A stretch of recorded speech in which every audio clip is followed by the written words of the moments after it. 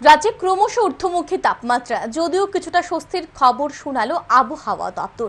তীব্র গরমে নাজেহাল সাধারণ মানুষ, বৃষ্টির মুখ চেয়ে বসে রয়েছে সকলে। এই পরিস্থিতিতে আধ্যাত্মিক ভাবনাকে পাথেয় করে বৃষ্টির আশায় বুধবার কমলা সাগরের কসবেশ্বরী মায়ের মন্দিরে জল ঢেলে পুজো দেন এলাকার বিধায়িকা অন্তরা দেব সরকার সহ এলাকার মহিলারা।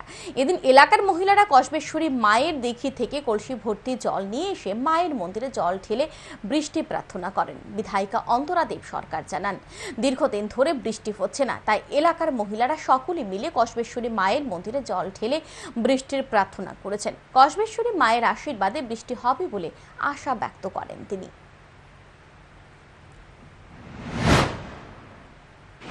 আমাদের এই কসবেশ্বরী মায়ের মন্দিরের দীর্ঘদিনের ঐতিহ্য যে যদি বৃষ্টি না হয় তাহলে মায়ের মন্দির মায়ের চরণে এলাকার সবাই মিলে জল ঢালা হয়।